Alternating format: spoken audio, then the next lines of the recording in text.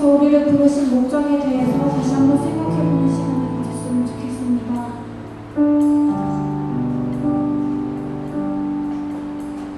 우리의 목적은 하나님을 찬양하고 예배하는 것임을 다시 한번 기억하였으면 좋겠습니다. 우리의 영원한 소망이 예수님의 형상에 따라가는 것이었으면 좋겠습니다. 그것을 놓고 이 시간 함께 기도하시겠습니다.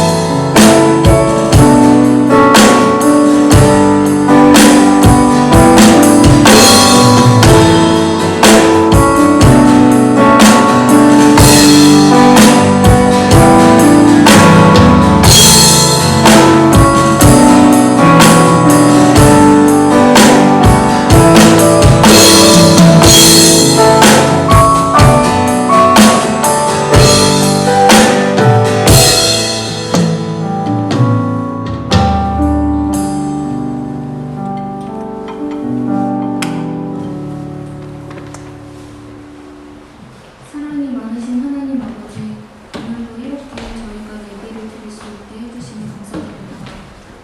코로나로 인해 힘든 지금 예배를 드릴 수 있다는 것이 너무나도 감사하고 소중한 일을 알게 되었습니다. 직접 예배하러 나오지 못해 하나님과 멀어지는 성도들이 많은 것입니다. 우리 하나님께서 저희 성도들의 마음을 붙잡아주세요.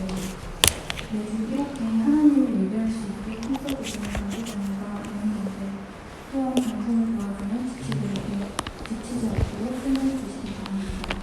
이번 한 주도 저희는 하나님 품 안에서 지켜주세요. 예수님 이름으로 기도드립니다.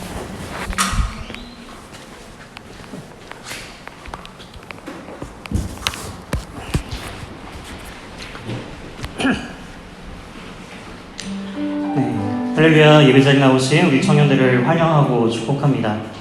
한 주간도 잘 지내셨나요?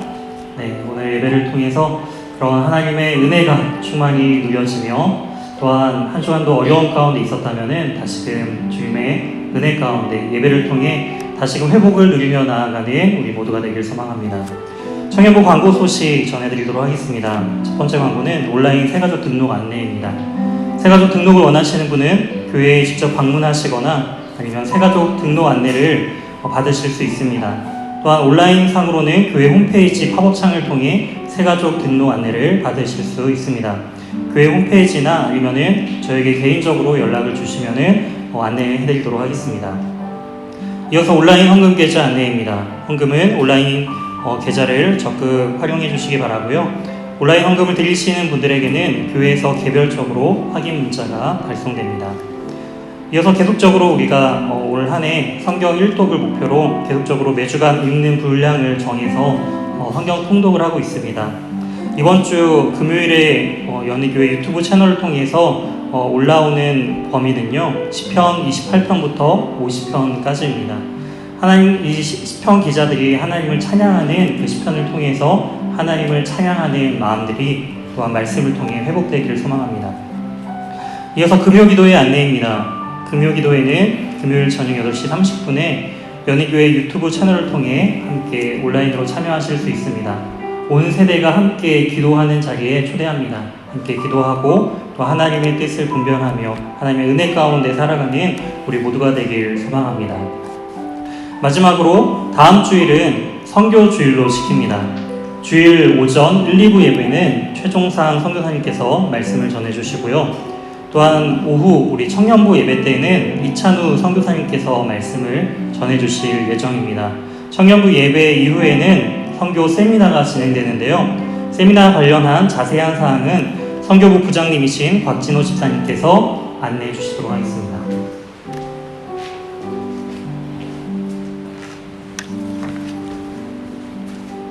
네, 안녕하세요. 청년부 23기이자 현재 선교위원회 부장을 맡고 있는 곽진호 집사입니다. 먼저 광고에 앞서서 이번 선교주일 행사를 준비함에 있어서 청년부 부서와 그리고 청년부 선교국과 사전에 먼저 조율을 하고 행사를 준비해야 했음에도 불구하고 그러하지 못하고 소통하지 못하였던 부분들에 대해서 너무나 죄송스럽게 생각하고 그러한 부분들에 대해서 다시 한번 정중하게 회원분들에게 사과를 드립니다. 그러면 광고를 시작하도록 하겠습니다. 120년 전 이 땅 가운데 20대의 젊은 나이에 비전을 가지고 오신 선교사님 한 분이 계십니다. 언더우드 선교사님이시죠.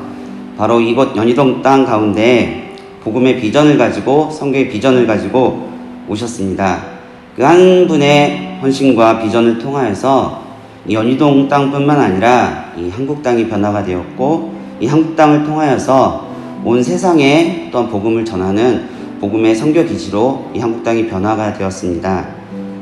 120년이 지난 지금 다시 한번 이 연희동 땅 가운데 그리고 연희교회에서 이찬우 선교사님께서 선교 세미나를 통하여서 미시오그라피라는 새로운 선교적 관점을 가지고 여러분들에게 또 다른 도전을 던지고자 합니다. 다시 한번 여러분들이 가지지 못하였던 이 코로나 시대에 닫혀있던 그런 마음들을 열어주셨으면 좋겠습니다. 비전이 없었다면 비전을 나누었으면 좋겠고 선교가 무엇인지 몰랐다면 다시 한번 선교가 무엇인지 알아가는 계기가 되었으면 좋겠습니다. 아무도 몰랐던 이 불모지였던 이 조선 땅을 단 한 사람의 비전을 통하여서 열어주셨던 하나님의 계획을 다시 한번 이 코로나 시대에 닫혔던 이 한국교회를 복음의 문을 이 작은 선교 세미나를 통하여서 우리 청년부를 통하여서 이 연희동 땅을 다시 한번 변화시키고 빛과 소금의 땅으로 변화시킬 수 있는 그런 계기가 되었으면 좋겠습니다. 비록 준비 과정 가운데 여러분들에게 불편함을 끼쳐드리고 잔치가 되어야 할 일들이 잔치가 되지 못하였을 수도 있었음에도 불구하고 그러나 그럼에도 불구하고 여러분들이 너그럽게 이해해 주시고 또한 받아들여 주셔서 이것들이 큰 잔치가 되었을 수 있음을 기억해 주셔서 다시 한번 다음 주에 있을 선교 세미나에 여러분들이 그러한 것들을 기대하고 소망하며 함께 자리해 주셨으면 좋겠습니다. 청년부 예배 이후에 3시부터 4시 반까지 90여 분간 본당에서 대면으로 실시간으로 선교 세미나가 이루어지게 됩니다. 여러분들 닫혀있던 마음을 열어주시고 또한 소망을 가지고 비전을 품으시며 함께 오셔서 잔치에 참여해 주셨으면 감사하겠습니다. 이상으로 광고 마치겠습니다.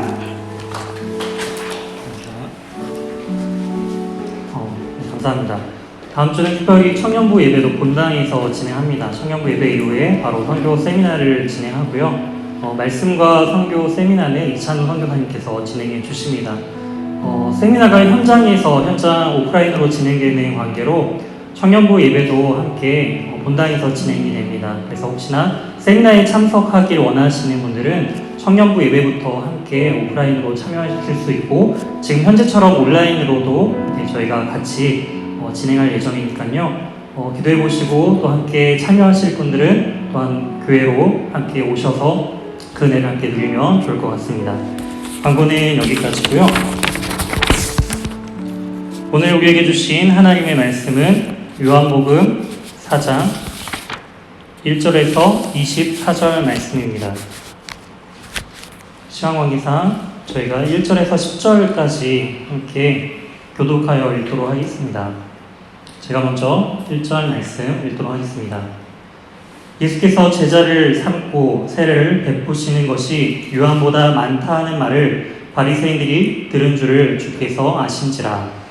예수께서 친히 세례를 베푸신 것이 아니요 제자들이 베푼 것이라. 유대를 떠나사 다시 갈릴리로 가실새 사마리아를 통과하여야 하겠는지라. 사마리아에 있는 수가라 하는 동네에 이르시니 야곱이 그 아들 요셉에게 준 땅이 가깝고 거기 또 야곱의 우물이 있더라. 예수께서 길 가시다가 피곤하여 우물 곁에 그대로 앉으시니 때가 6시쯤 되었더라. 사마리아의 여자 한 사람이 물을 기르러 왔음에 예수께서 물을 좀 달라 하시니 이는 제자들이 먹을 것을 사러 그 동네에 들어갔음이러라. 사마리아 여자가 이르되 당신은 유대인으로서 어찌하여 사마리아 여자인 나에게 물을 달라 하나이까 하니 이는 유대인이 사마리아인과 상종하지 아니함이러라. 예수께서 대답하여 이르시되 내가 만일 하나님의 선물과 또 내게 물을 달라 하는 이가 누구인 줄 알았더라면 내가 그에게 구하였을 것이요 그가 생수를 내게 주었으리라. 아멘. 오늘 본문을 중심으로 영과 진리로 예배할 때라는 제목으로 하나님의 말씀 증거하도록 하겠습니다. 우리 청년들은 연애의 조건이 있다면 어떠한 조건이 가장 중요하시나요? 내가 이 사람과 연애를 시작해야지라고 할 때 어떤 부분들이 가장 중요할까요? 전에 동계 수련회 때도 강사 목사님께서 이런 비슷한 질문을 하셨는데 그때 이제 답글 중에 여러 가지가 있었지만 그 중에 하나가 대화가 통하는 상대와 연애를 하고 싶다 이런 답변들이 있었어요.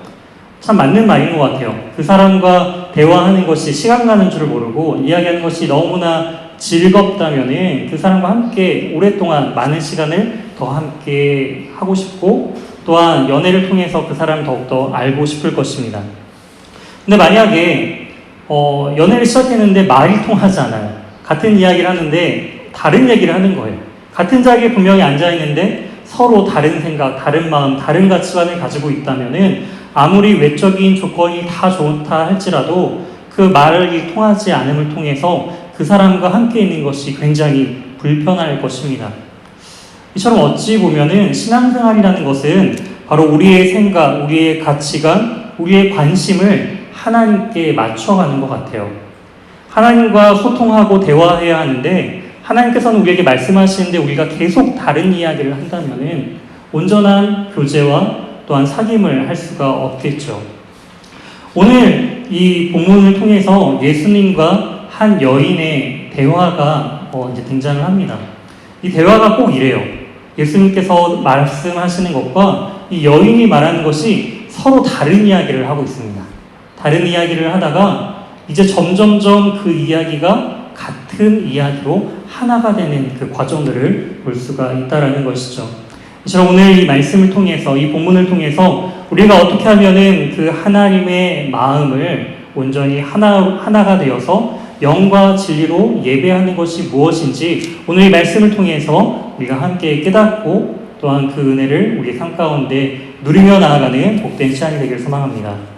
오늘 1절 말씀을 보시게 되면은 우리가 지난주 3장의 니고데모 이야기를 함께 나누었죠. 니고데모 이야기 이후에 그 중간에 세례 요한의 세례에 대한 이야기가 있어요. 그 이야기가 바로 1절에 관련된 이야기인 거죠. 1절 말씀을 보시게 되면은 예수님께서 제자를 삼고 세례를 베푸시는 것이 요한이 세례를 주는 것보다 더 많은 사람들이 모여들고 있음을 지금 바리새인들이 들었다라는 이야기로 지금 시작하고 있습니다. 예수님께서는 자신을 따르는 군중, 무리를 만드시는 것이 아니라 바로 제자를 세우고 계심을 알 수가 있죠. 그리고 그 제자를 세우는 징표로서 거듭남에 대한 부분들을 예수님께서는 알려주시기 위하여 바로 그 징표로 세례를 베풀고 계심을 알 수가 있습니다. 세례는 이미 예수님께서 본격적인 사역을 하시기 전에 세례 요한이 예수님의 오심을 준비하고 예비하면서 사람들에게 회개의 세례를 선포하며 베풀었던 것을 우리는 알 수가 있습니다. 그런데 지금 예수님께서 하시는 그 세례 가운데 세례 요한 때 모였던 사람들보다 더 많은 군중들이 모여들고 있다는 것이죠. 그리고 종교 지도자들이었던 이 바리새인들이 그 소식을 듣게 됩니다. 그런데 이 요한복음의 저자인 이 요한은요, 이 세례를 베푸시는 것이 예수님께서 직접 베푸신 것이 아니라 바로 제자들이 베풀었다라는 것을 2절에 강조하고 있습니다. 예수께서 친히 세례를 베푸신 것이 아니요 제자들이 베푼 것이라.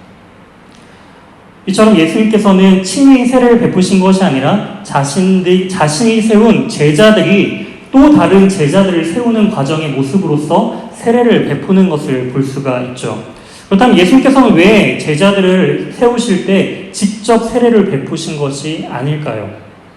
아마도 예수님께 직접 세례를 받은 사람들은요, 먼 훗날 아마 예수님께 직접 받지 아니한 다른 사람들과 자신은 구별하고 뭔가 자신의 특별함을 더욱더 강조했을 것 같아요.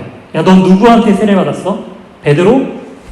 그렇구나. 그래도 사도 베드로에게 받았으면 어느 정도 인정해주고, 만약에 직계 제자가 아닌 제자의 제자에게 받았으면은 좀 이렇게 너는 좀 한 수 아래인 것 같아.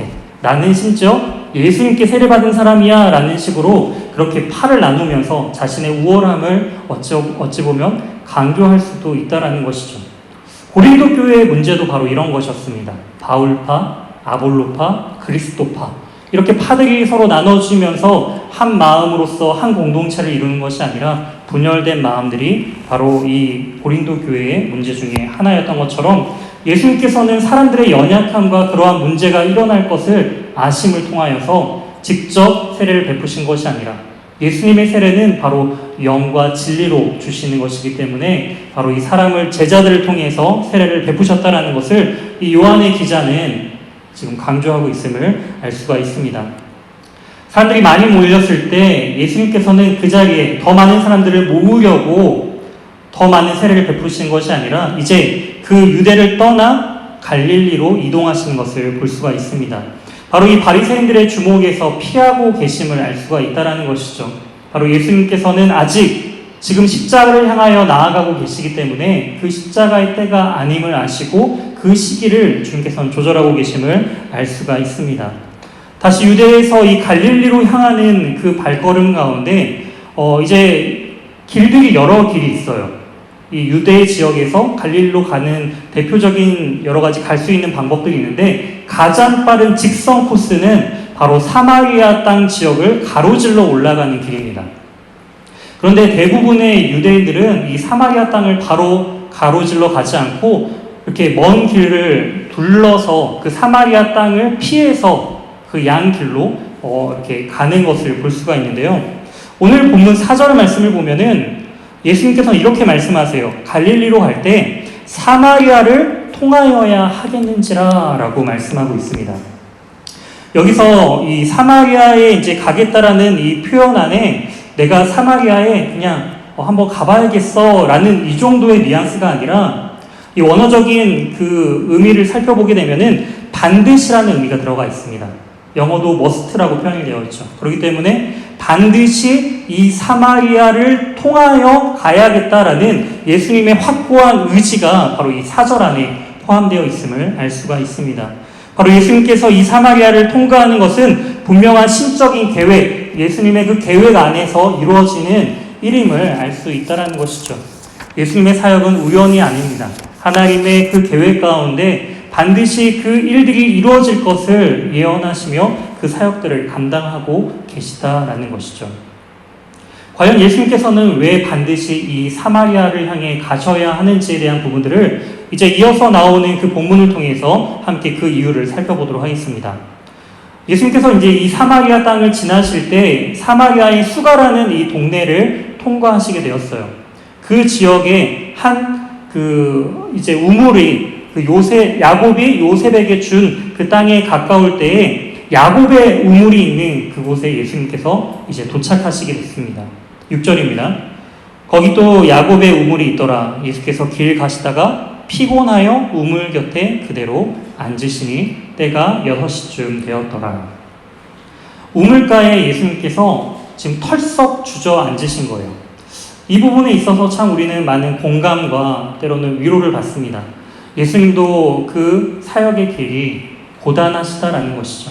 완전한 인간으로, 완전한 하나님으로서 이 땅에 오신 예수님께서 그 사역을 감당함에 있어서 우리와 동일하게 목마르기도 하고 피곤하기도 하고 졸립기도 한 그러한 연약함이 있다라는 것을 또한 보여주고 있다라는 것이죠. 그처럼 우리도 우리 인생길 속에서 그러한 피곤과 고난이 있다 할지라도 주님께서는 그 고통과 고난들을 함께 견디심을 통하여서 우리의 아픔과 피곤함들을 함께 이해해 주시는, 공감하시는 주님이심을 또한 우리는 이 말씀을 통해 알 수가 있죠. 예수님께서는 굉장한 피곤한 몸을 이끌고 지금 우물 곁에 그대로 주저앉으십니다. 이 모습을 통해서 예수님이 지금 사마리아 땅을 반드시 가야겠다라고 말씀하시면서 지금 갈릴리 향하여 가시는 과정 가운데 지금 그 자리에 털썩 주저앉는 모습은 예수님께서 지금 도착하는 그 도착지에 이제 도착해서 그곳에 자리를 깔고 앉으시는 모습처럼 보입니다. 예수님께서는 즉 이 사마리아를 갈 때 지금 이 우물가에서 이 여인을 만나기 위해서 오셨다라는 부분들을 이 성경 기자는 강조하고 있음을 우리는 알 수가 있죠. 근데 이때는 지금 6시라고 표현되어 있습니다.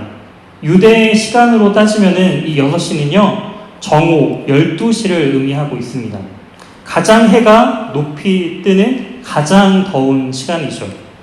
본문 정황상 다른 여인들은 여기에 등장하지 않습니다. 지금 여기 등장하는 이름도 등장하지 않고 있는 한 사마리아 여인이 이제 등장하는 것을 볼 수가 있는데요. 대다수의 학자들은 이 여인을 부정한 여인으로 또한 평가하고 있습니다. 왜냐하면 우물가는 여인들이 함께 모여서 수다를 떠는 곳, 그리고 여러 가지 소문의 근원지가 되죠. 거기에서 여인들이 이야기함을 통해서 이제 소문이 야 어떤 집은 어땠대 이런 이야기들이 이제 거기서 다 퍼지게 되는 그런 소문의 중심지가 바로 이 우물가죠. 그런데 이 우물가에 다른 여인들이 오지 않는 땡볕 정오에 홀로 오는 그 여인, 이 여인을 이제 부정한 여인으로 보는 또 다른 이유는 바로 18절을 근거해서 이제 그 여인을 부정한 여인으로 봅니다. 왜냐하면 이 여인에게는 5명의 남편이 있었고 현재 살고 있는 사람은 남편이 아니지만 함께 동거하고 있는 동거남이 또한 있다라는 그 내용을 통해서 이 여인을 지금 그렇게 성적으로 부정한 그런 여인으로서, 음녀로서 해석하는 많은 학자들이 있죠. 하지만 이 문화적인 배경을 좀 더 이해해 보면은 이 여인은 그러한 음녀로서 평가하는 것은 정당하지 않습니다. 왜냐하면 이 여인은 이혼을 한 것이 아니라 이혼을 당했기 때문이죠. 당시 문화에서는 이혼은 남자만 할 수 있습니다. 여자가 할 수 있는 것은 나중에 이제 로마 시대에는 로마법 안에는 여자도 이제 남자에게 이혼을 요구할 수 있는 법이 있어요. 하지만 지금 이 유대법으로서는 율법을 이제 중시하는 이 유대법 안에서는 오직 남자만 이혼을 여성에게 할 수 있기 때문에 지금 이 여자가 남편이 5번 바뀐 것은 어떤 의미죠? 자기가 이혼을 5번 한 것이 아니라 5번 이혼을 당한 것이다 라는 것을 알 수가 있습니다. 여기 등장하는 이 사마리아 여인은 5번이나 남편에게 버림받은 사람의 관계 속에서 큰 아픔을 경험한 상처 입은 여인임을 우리는 알 수가 있는 것이죠. 자신의 잘못도 아니지만 모일 때마다 여인들은 그 여인에 대해서 수근수근합니다. 5번이나 상처받은 이 여인에게 사람들은 뒷말을 하면서 수근수근하는 그 모습 가운데 이 여인은 어느 순간 자기도 모르게 사람을 피해 다니게 되는 그런 자기 방어적인 성향으로서 사람이 두려워지고 사람 만나는 게 꺼려지는 그러한 여인으로 바뀌어져 있다라는 것이죠. 그러한 상처 입은 이 사마리아 여인 한 사람이 지금 예수님께서 앉아 계신 우물가 곁으로 물을 뜨기 위해 다가오는 것임을 볼 수가 있습니다. 그 여인에게 예수님께서 가장 먼저 하신 말씀은 7절 하반절에 이렇게 말씀하시죠. 예수님께서 이 여인에게 물을 좀 달라라고 말씀을 하고 계십니다. 아니 제자들도 그렇게 있는데 제자들에게 시키시지 왜 이렇게 여인에게 예수님은 참 여성에게 일을 시키는 좀 그런 안 좋은 거 아닌가라고 이렇게 생각할 수 있지만 본문에서는 이제 그런 부분들도 친절하게 설명해주고 있어요. 8절에 제자들은 이미 먹을 것을 사러 이제 동네에 먼저 들어갔다라는 거예요. 예수님께서는 제자들은 없고 지금 홀로 계셨을 때 한 여인이 지금 물을 뜨기 위해서 왔다라는 것을 알 수가 있습니다. 예수님의 요청에 대해서 이 사마리아 이 여인은 과연 무엇이라고 답변을 했을까요? 9절입니다. 사마리아 여자가 이르되 당신은 유대인으로서 어찌하여 사마리아 여자인 나에게 물을 달라 하니까 하니 이는 유대인이 사마리아인과 상종하지 아니하니라. 지금 뭐라고 이 여인이 말하고 있죠?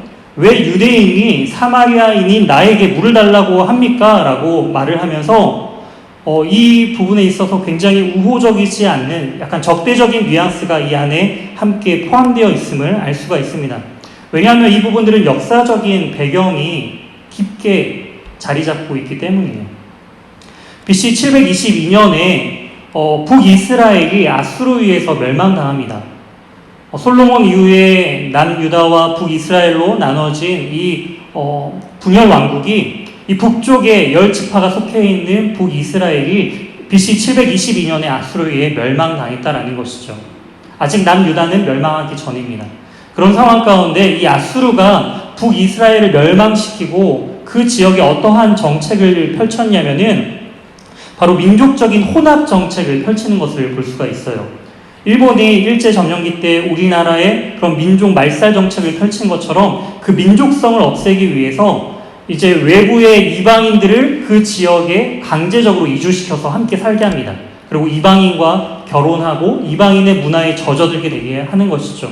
그렇기 때문에 이방 사람들이 왔다라는 것은 그냥 이방인 외국인과 결혼하는 문제가 아니라 이방에서 온 사람들이 가지고 온 수많은 우상들도 함께 그 안에 있게 된다라는 의미가 있는 거예요.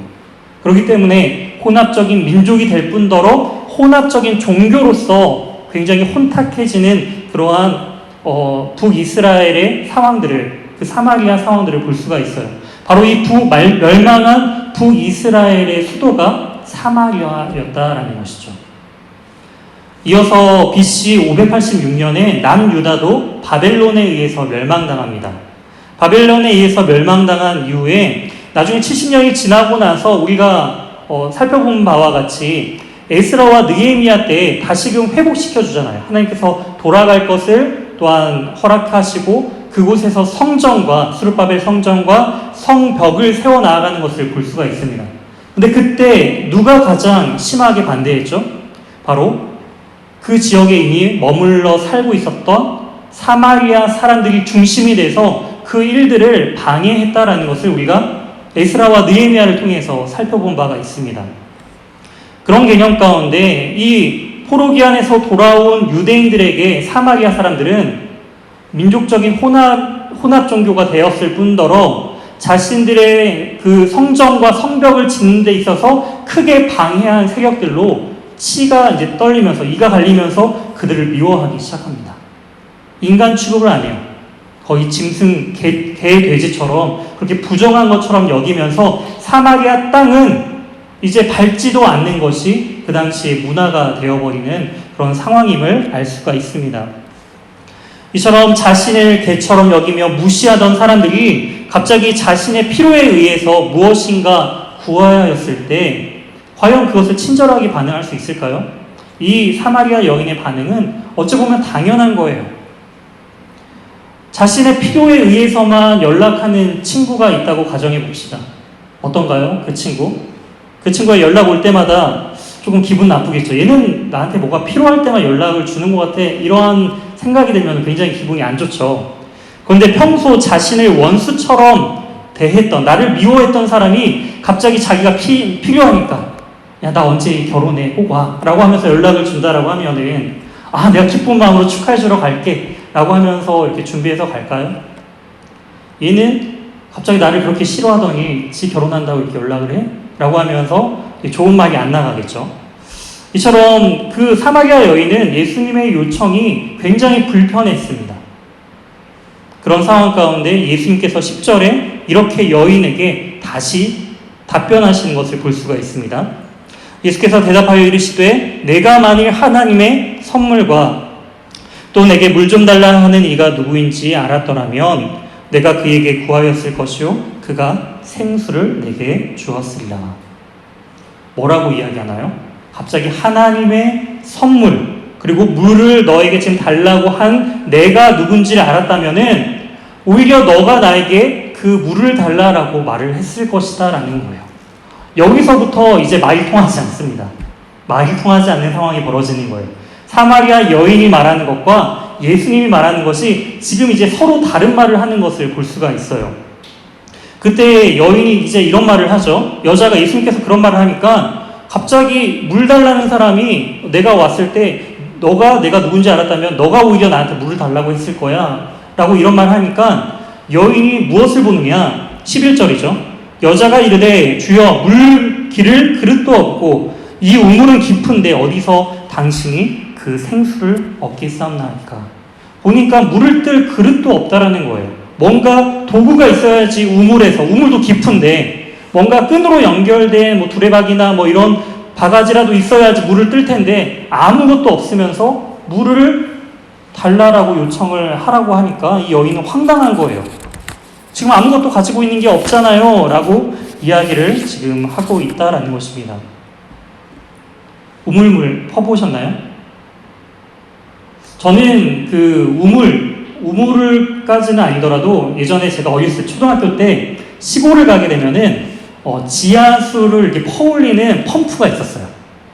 혹시 여기 계신 분 중에 그 사용해 보신 분 계신가요? 아, 네. 한 분 계시네요. 네. 어떻게 쓰냐면은 먼저 물 한 바가지가 필요해요. 물 한 바가지를 붓고 열심히 펌프질을 하고 있으면은 한 30초 이렇게 힘들게 펌프질을 하고 있으면은 지하수가 이렇게 나오는 것을 이제 볼 수 있습니다. 제가 시골에 갔을 때 이제 그것을 이제 경험해봐서 한 적이 있는데요. 요즘에는 수도꼭지만 이렇게 틀면 나오잖아요.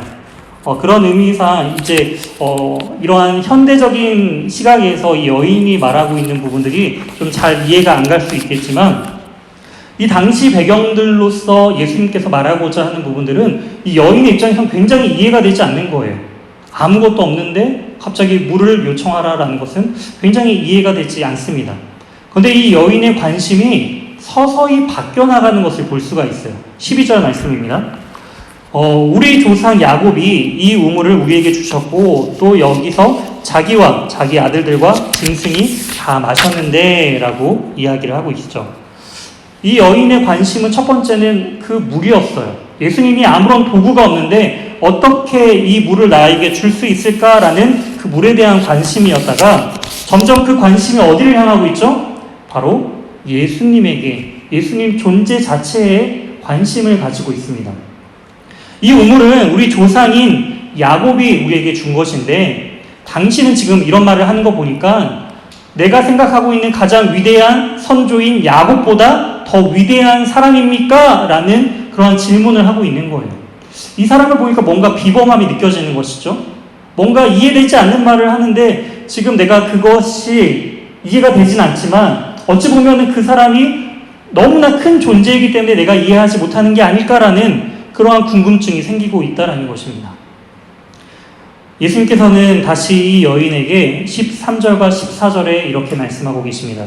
예수께서 대답하여 이르시되 이 물을 마시는 자마다 다시 목마르려니와 내가 주는 물을 마시는 자는 영원히 목마르지 아니하리니 내가 주는 물은 그 속에서 영생하도록 솟아나는 샘물이 되리라. 지금 이 여자가 말하는 포인트는 그 우물의 물을 이야기하고 있는 거예요. 하지만 예수님께서 지금 이 여인에게 말하고 있는 그 물은요, 우물물이 아니다라는 것을 분명하게 알려주고 계십니다. 예수님이 주시는 물은 어떤 물인가요? 영생하도록 솟아나는 무슨 물이요? 샘물이다라는 거예요. 우리는 여기서 주목해야 합니다. 예수님은 내가 영생하도록 솟아나는 우물물을 주시겠다라고 말씀하시지 않았어요. 지금 영생하도록 솟아나는 샘물을 주시겠다라고 말씀하고 계십니다. 우물은 어떻게 할까요? 우물을 얻기 위해서는 사람이 그 물이 있는 곳까지 땅을 열심히 파야 해요. 그리고 비로소 그 땅 밑에 흐르고 있는 아니면 고여있는 그 물을 얻어내는 것이 바로 우물입니다. 하지만 샘물은 어떤 것인가요? 사람이 파는 것이 아니죠. 땅 속에서부터 그 물길이 솟아남을 통하여서 계속적으로 새롭게 솟아나는 것이 바로 샘물이다라는 것입니다. 바로 이 샘물로서 영원히 솟아나는 사람의 노력과 힘으로써 어떤 것을 쟁취하는 그런 구원이 아니라 하나님께서 영생토록 주시는 주님으로부터 하늘로부터 임하는 영원한 샘물을 주시겠다라고 말씀하고 있는 것이죠. 하지만 이 여인은 여전히 예수님의 말을 그저 하나의 물로 내 갈증을 채워줄 그 육체적인 필요에 의한 물로서 여전히 이해하고 있습니다. 15절입니다. 여자가 이르되 주여 그런 물을 내게 주사 목마르지도 않고 또 여기에 물 길르러 오지 않게 하옵소서. 주님 그런 물이 있으면 저에게 주세요. 한번 마시면은 목마르지 아니한 그런 물이 어디 있나요? 그러면 참 좋겠어요. 내가 이렇게 우물에 올 때마다 사람들이 있나 없나 그런 조마조마한 마음으로 불편한 마음으로 이곳에 오기 싫다라는 것이죠. 여전히 이 여인은 자신의 육체적인 그 필요를 채우기를 간절히 원하고 있었습니다. 지금 우물 얘기를 하고 있어요. 물 이야기를 하고 있습니다. 서로 다른 이야기를 지금 주고받고 있죠. 그런 가운데 예수님께서 이제 어떤 이야기를 하시느냐, 갑자기 주제가 바뀌어버립니다. 16절입니다. 이르시되 가서 남편을 불러오라. 어떤 이야기죠? 야, 너 말 안 통하니까 너랑은 이야기 못하겠어. 빨리 남편 좀 불러와봐. 이런 의미일까요? 갑자기 대화의 주제가 확 바뀌어버립니다.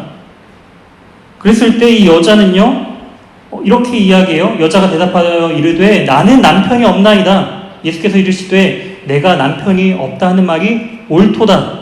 너에게 5명의 남편이 있었는데 지금 있는 자도 남편이 아니라 함께 동거하는 인물이기 때문에 네가 지금 남편이 없다라고 말하는 것이 그래 오라라고 그 여인의 모든 상황들을 지금 말씀해주고 계시다라는 것이죠. 이 여인은 무릎을 치며 깨닫습니다. 여자가 이르되 주여 내가 보니 누구라고요? 선지자로소이다. 약간 정신 나간 이상한 유대 사람이 아니라 지금 이제 보니까 선지자이구나 라는 부분까지 이 여인이 예수님에 대한 생각이 전환되었음을 알 수가 있어요. 예수님의 질문은요, 왜 이런 질문을 했을까요? 왜냐하면은 지금 이 질문을 통해서 여인의 문제는 지금 육체적인 목마름이 아니다라는 것을 이 질문을 통해서 예수님께서는 깨닫게 해주고 계시다라는 것이죠. 여인은 예수님의 질문을 통해 자신의 삶의 그 본질적인 문제 앞에 직면하게 됩니다. 단지 이 목마름, 사람들의 그 시선 때문에 우물가에 오는 것이 불편한 것들이 해결되기를 원하는 것이 그 여인의 문제의 본질적인 것이 아니다라는 것이죠. 좀 더 그 여인의 문제 앞에 들어가 볼까요? 그 문제는 무엇인가요? 5번이나 남편에게 버림받은 자신의 그 비참한 상황을 주님께서는 이 질문을 통해 보여주신다라는 것이죠. 그 상황 앞에 이 여인 내면 깊숙한 그 문제, 그렇게 고민했던 문제가 터져 올라오게 됩니다. 20절입니다. 여인의 고민은, 진정한 내면의 고민은 이거였어요. 우리 조상들은 이 산에서 예배하였는데 당신들의 말은 예배할 곳이 예루살렘에 있다 하더이다. 갑자기 여인이, 예수님은 지금 남편 이야기했는데 이 여인은 다시 예배 이야기를 하고 있어요. 왜 그럴까요? 서로 말이 안 통하고 있는 것일까요? 아니요. 안 통하는 것처럼 보이지만 예수님께서는 이 여인으로 하여금 진짜 본질적인 문제가 뭔지 그 여인의 인생 전체를 통하여서 깨닫게 해주고 계시다라는 것입니다. 그 여인의 본질적인 문제는 뭐냐면 나는 사람들에게, 사랑하는 남편에게 5번이나 버림받은 여인이에요. 사람들이 부정하다 말하는 도망다니는 여인이에요. 사람들이 정죄하는 여인이에요.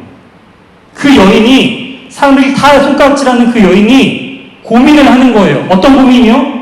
사람들이 다 나를 부정하다라고 하는데 나는 과연 하나님 앞에 예배드릴 자격이 있는가라는 것이죠. 내가 이 부정한데 하나님 앞에 예배드리러 나오는데 내 예배를 과연 주님께서는 받으실까? 이 예배마저도 주님께서 받지 않는 인생이라면 자신이 얼마나 초라하고 절망적인, 사람들에게 아무런, 남편에게 희망이 없는데 주님께만이라도 내가 드리는 그 예배를 하나님께서 받으시면 좋겠는데 과연 받으실까? 여인은 지금 이 고민을 하고 있는 거예요.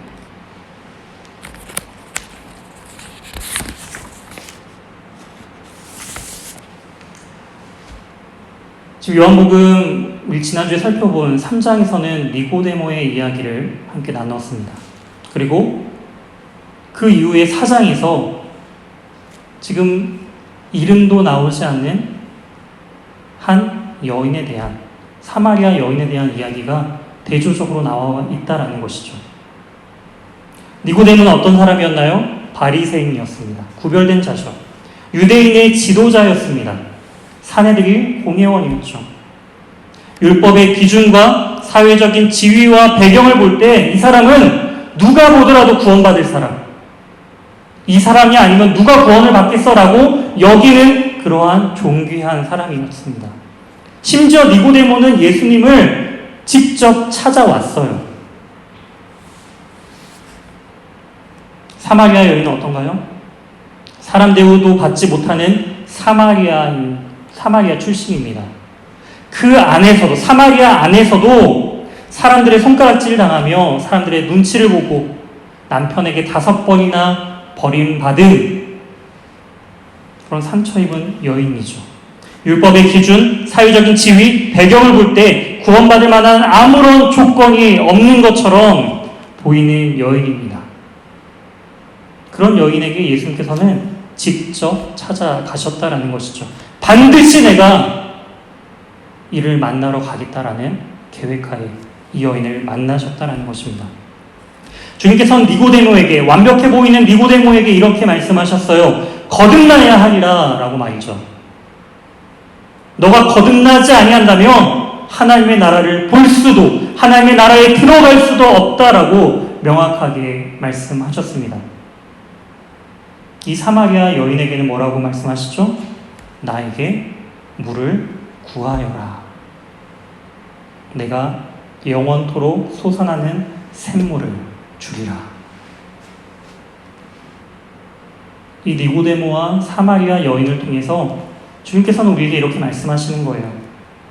구원은 조건이 아니라 전적인 하나님의 은혜다라는 것이죠. 하나님의 구원은요, 사람의 조건을 보고 주어지는 것이 아니다라는 것입니다. 사람이 어떠하냐에 따라서 저 사람은 구원받을 것 같아. 저 사람은 어떻게 구원을 받을 수 있겠어? 그런 게 아니다라는 거예요, 구원은. 구원은 전적인 하나님의 은혜입니다. 그렇기 때문에 우리는요, 그저 하나님의 은혜를 간구해야 돼요. 우리의 어떠함을 자랑할 수 없다라는 것이죠. 주님께서는 이 여인을 그런 자리까지 낮추십니다. 자신이 어떠한 존재인지, 내가 하나님 앞에 온전히 예배드릴 수도 없는 이 비천한 상황에 놓여있는 자신을 온전히 직면하면서, 주님, 저는 그렇게 예배도 드리지 못하는 그런 존재입니다. 이런 고백으로 예수님 앞에 낮아집니다. 그때 주님께서는 여인에게 21절과 24절 이 부분들을 말씀하시죠. 우리 21절부터 24절 말씀 함께 읽도록 하겠습니다. 예수께서 이르시되 여자여 내 말을 믿으라. 이 산에서도 말고 예루살렘에서도 말고 너희가 아버지께 예배할 때가 이르리라. 너희는 알지 못하는 것을 예배하고 우리는 아는 것을 예배하노니 이는 구원이 유대인에게서 남이라. 아버지께 참되게 예배하는 자들은 영과 진리로 예배할 때가 오나니 곧 이때라. 아버지께서는 자기에게 이렇게 예배하는 자를 찾으시느니라. 하나님은 영이시니 예배하는 자가 영과 진리로 예배할지니라. 아멘. 영과 진리로 드리는 예배, 분명히 하나님께서, 예수님께서 말씀하시는 예배의 본질을 지금 설명하고 계십니다. 영과 진리로 드리는 예배, 과연 어떠한 예배일까요? 여기서 중요한 것은요, 영과 진리로 예배하는 때가 온다라는 것이죠. 그것이 더 강조점입니다. 우리가 어떻게 영과 진리로 예배하는가 라기보다 영과 진리로 예배할 때가 온다라는 거예요. 그때가 언제냐고요? 아버지께 예배할 때입니다. 아버지께. 21절 아버지께 예배할 때가 이르리라. 아버지께서는 참되게 예배하는 자들은 영과 진리로 예배할 때가 온다라는 것이죠. 아버지께서는 자기에게 이렇게 예배하는 자를 찾으신다라는 거예요. 하나님은 아버지는 영이시니 예배하는 자가 영과 진리로 예배할지니라. 어떤 의미인가요? 우리가 어떻게 영과 진리로 예배를 드리는 것인가가 중요한 것이 아니라 하나님을 아는 때가 이르러야 한다라는 것을 지금 강조하고 있는 거예요. 이 여인에게 지금 그때가 찾아왔다라는 것입니다. 아버지가 누구인가? 이 여인에게 하나님 아버지가 누구인가를 아는 때가 되었다라는 것이죠. 사랑하는 청년 여러분, 가장 중요한 것은요, 우리가 어떻게 예배 드리고 있는가, 그거보다 하나님이 어떠한 분이신가라는 거예요. 하나님 아버지가 온 우주 만물을 창조하신 창조주이시며 또한 나를 지으시고 나의 모든 것을 아시는 나의 참된 아버지이심을 깨달을 때 이 여인은 비로소 예배할 때가 되었다라는 것입니다. 장소가 아닌 하나님을 알 때, 하나님이 어떠한 분이신지 알 때 바로 그분을 위해 예배드릴 수 있다라는 것입니다. 사랑하는 청년 여러분, 왜 예수님은 이 사마리아를 반드시 통과하기를 원하신 것일까요? 예수님이 이 길을 통과하는 것만으로 유대인들에게 공격당할 수 있는 부분이에요. 어떻게 사람들이 보기에는 선지자요, 메시아로 보이는 저 사람이 저렇게 유명한 랍비가 우리가 다 정죄하고 손가락질하고 부정하다 여기는 저 사마리아를 통과할 수 있느냐라는 것이죠.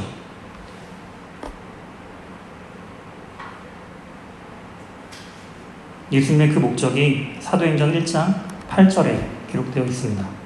오직 성령이 너희에게 임하시면 너희가 권능을 받고 예루살렘과 온 유대와 사마리아와 땅끝까지 이르러 내 증인이 되리라. 사마리아는요, 가면 가고 피하면 피하는 선택지가 아니다라는 것입니다. 유대로부터 시작된 이 복음은요, 사마리아를 통해서만 땅끝으로 전할 수 있다라는 거예요.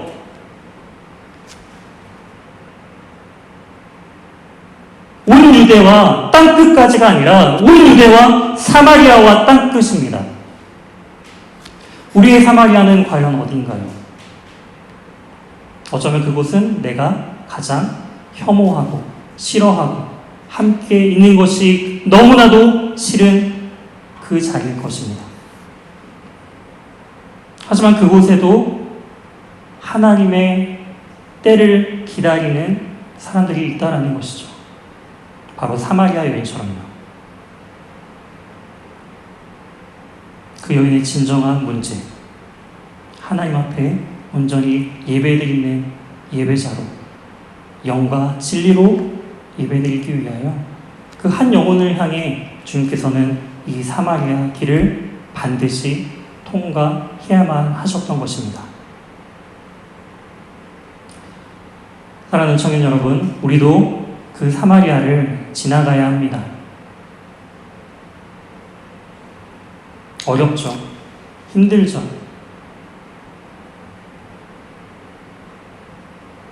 때론 두렵죠. 거절당할까, 모멸당할까. 하지만 주님께서는 그 길을 가셨습니다. 왜요? 복음이 온 유대와 사마리아를 통해 땅끝까지 이르러 주님의 그 증인이 되어야 하기 때문이죠. 우리 역시도 우리의 그 사마리아를 주님과 함께 걸으며 참된 생명 대신 그 영혼의 목마름 가운데 있는 영혼들에게 주님의 그 생명의 복음을, 그 성령의 물을 전하며 온전한 영과 진리로 예배하며 나아가는 그 때를 기다리며 그 때를 준비하며 나아가는 저와 우리 사랑하는 예수가족 청년 모두가 되길 주님의 이름으로 소망합니다. 우리 함께 이 말씀을 기억하며 우리 함께 찬양하면 좋겠습니다.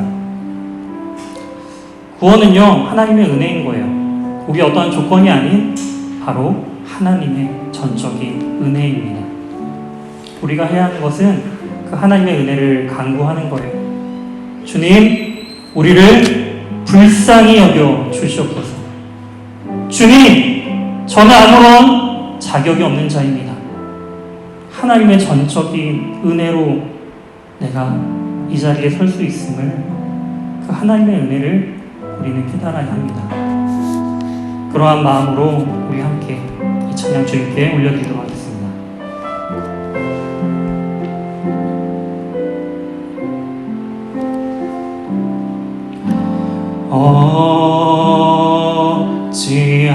어찌하여야 그 크신 은혜가 그리 무슨 말로써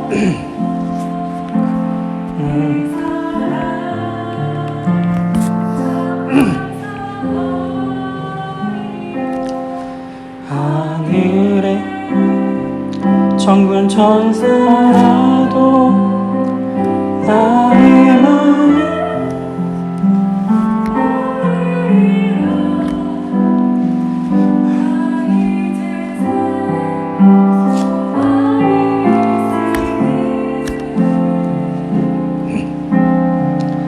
당신의 하나님께 하나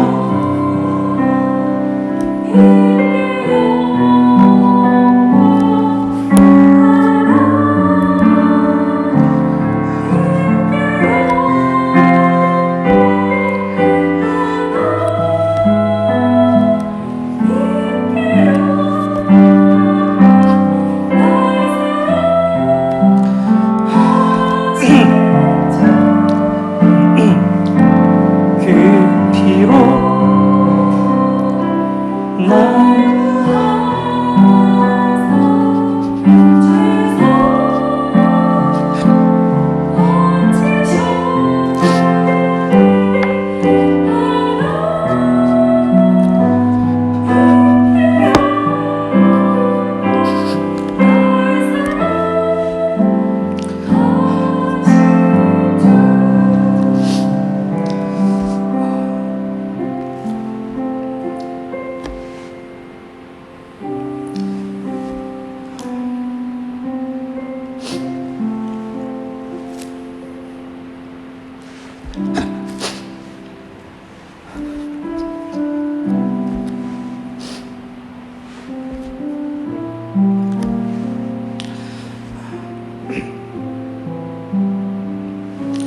함께 기도합시다. 하나님,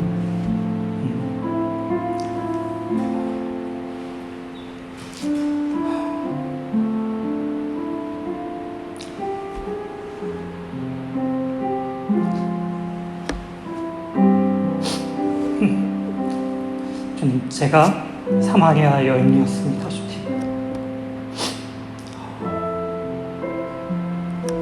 주님의 그 은혜가 아니면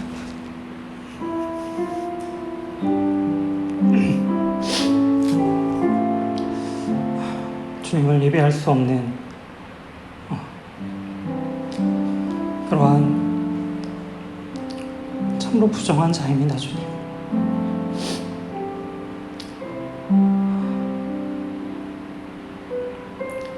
이 시간 하나님의 은혜를 간구하며 함께 기도하며 나가도록 하겠습니다.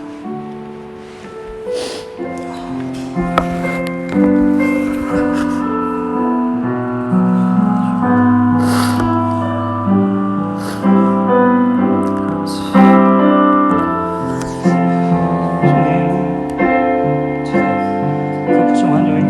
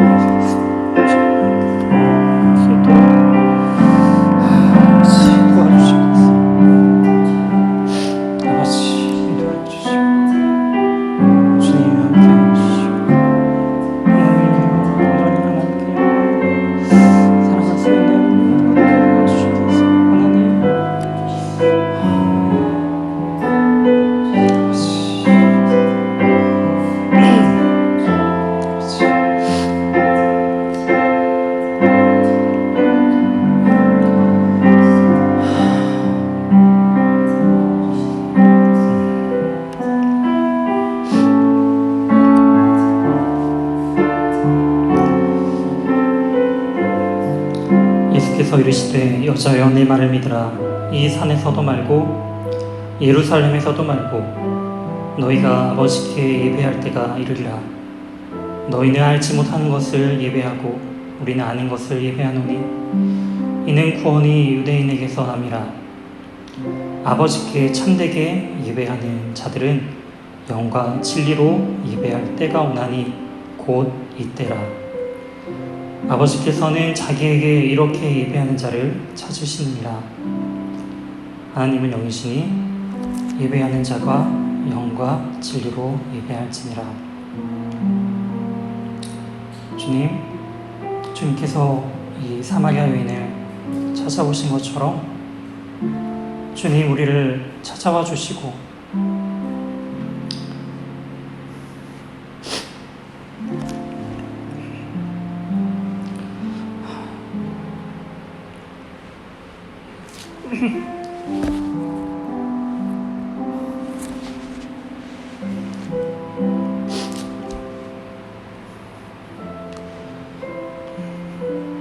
주님의 때에 우리 사랑하는 귀한 청년들이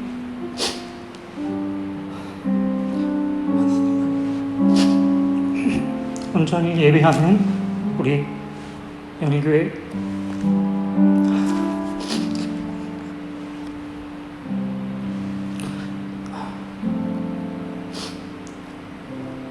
청년부가 되도록 인도하여 주시옵소서. 이 모든 말씀 살아계신 예수 그리스도의 이름으로 기도드립니다.